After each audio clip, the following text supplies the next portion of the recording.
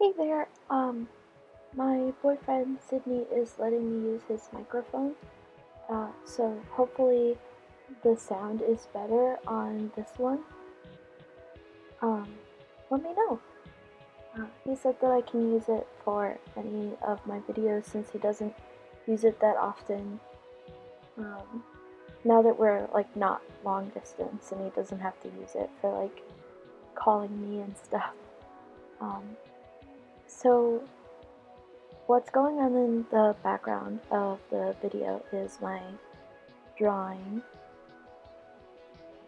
um, for a comic that I had posted to Twitter, and I wanted to, well, not necessarily talk about the comic, but talk about comics. I had this comic in my sketchbook for a while, and I'm taking a graphic narrative class where we read, analyze, and make our own comics. So I had a comic assignment for class, and I had this one in my sketchbook, so I just took that to final. And so I took it to final, and then when I was done, I posted it to Twitter, which is where I post a lot of my art, and I got a lot of positive feedback.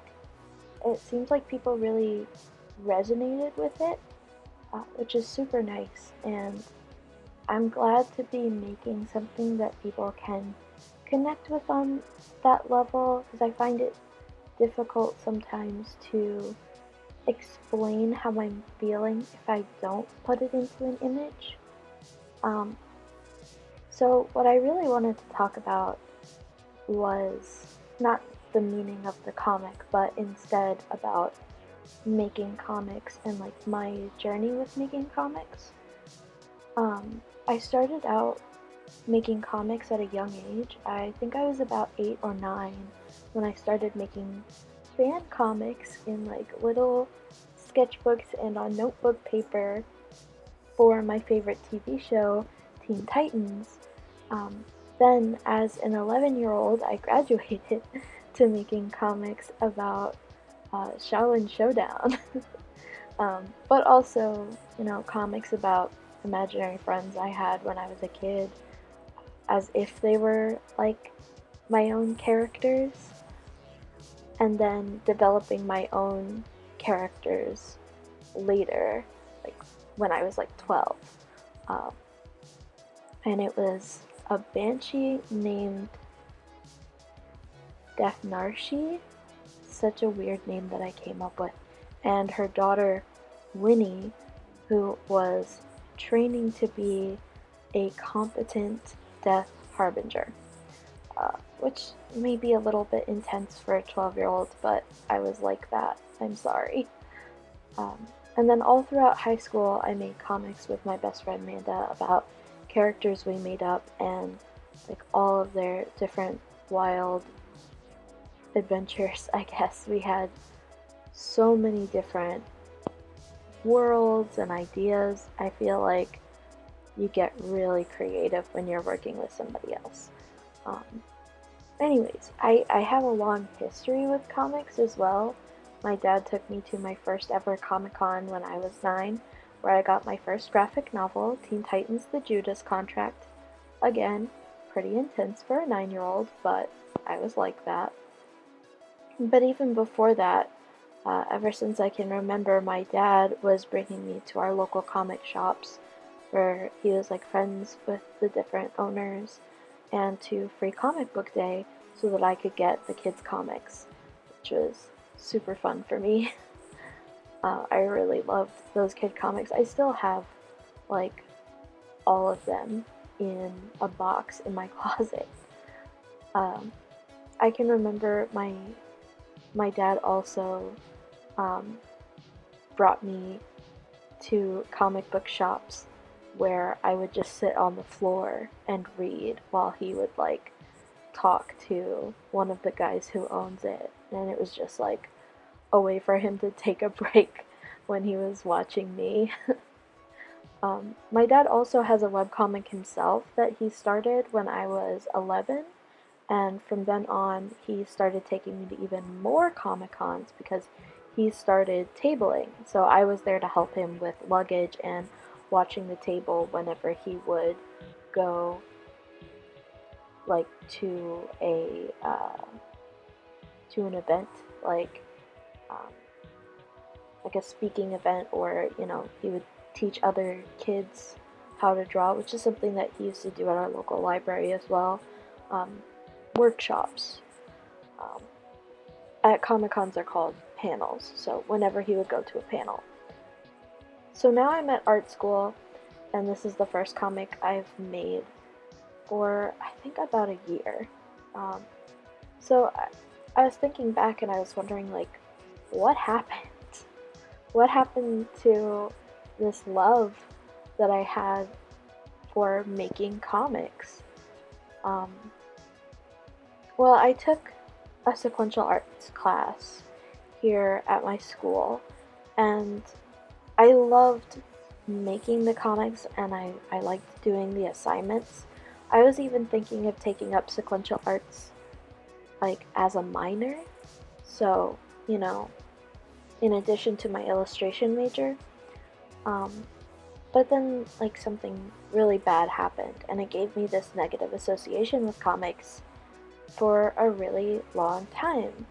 I had a falling out with my sequential arts professor because of him treating me and other students in some really not good ways, like really bad ways, and he eventually took to harassing me on my phone and um, at school itself, uh, like threatening me and stuff. Um, but not only that, I had this comic assignment, and it was supposed to be a serious personal comic. Um,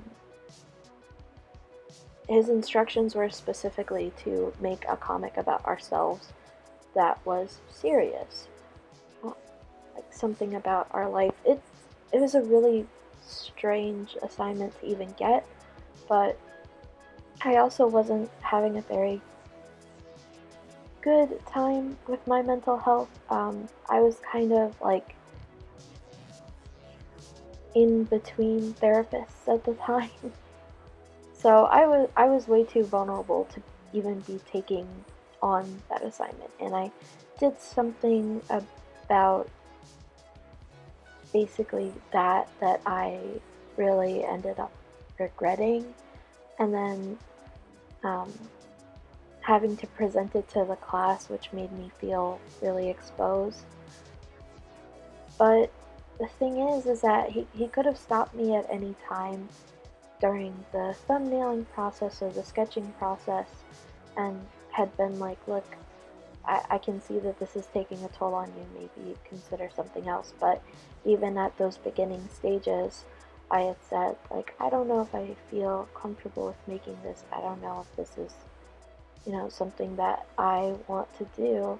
And he kind of pressured me into doing it. So after that, I kind of fell out of love with comics, at least for a while. So, how did I get back into it? How did I get back into making comics? Believe it or not, it's because I started making my own characters again. I took a character design class with a wonderful professor, just absolutely the sweetest person in the whole world, who really encouraged me to not just make the characters, but to explore their world and expand on them. And I made a small comic in class for a zine assignment. And it wasn't finished per se, it was super sketchy, it was really small, but it was like honestly more of a comic thumbnail than anything. But I did it and I felt really happy, and other people liked it as well, and they saw the comic and were like, I want to learn more about these characters and this like strange world that you're developing. And it was really encouraging. I didn't do any more though at the time because I was spending a lot more time developing these ideas, developing these characters, their environment, everything like that. And I still am. But I did sketch thumbnails for future comics playing around with test storyboards for potential animations, and I continue to design. I'm still designing. I'm actually doing that for my thesis. A whole visual development like Bible, so that when I do make these comics, I have something to look back to. Um, Suddenly, I was taking these personal feelings that I very much did have and needed to express in a pictorial way to get through them, which is what I had done with comics before, even when I was in high school and early college. Um, and I started abstracting them, and I was finally able to distance myself enough to talk about them in a constructive way. And maybe because of that, I finally had a way to talk about the stuff I was going through in a less personal way. I felt confident enough to make a more personal comic again. So, talk too much became actually okay for me to do. I had fun experimenting with the inks to the point where I wasn't sure if I wanted color with them, but then I tried this limited palette and a handmade texture that I created with watercolor and crayons, and it was like everything in my head just clicked. So, I guess from my experience, it seems like sometimes what you need to do to fall in love with something that you fell out of love with, that you enjoy and you want to go back to, but you just can't bring yourself to do it, is to just go back to your roots.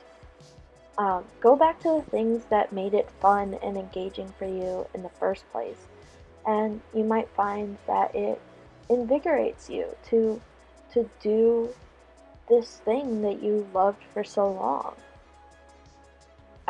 That's what happened for me, so hopefully, it'll work for other people as well. I'm glad that I got to share that with you.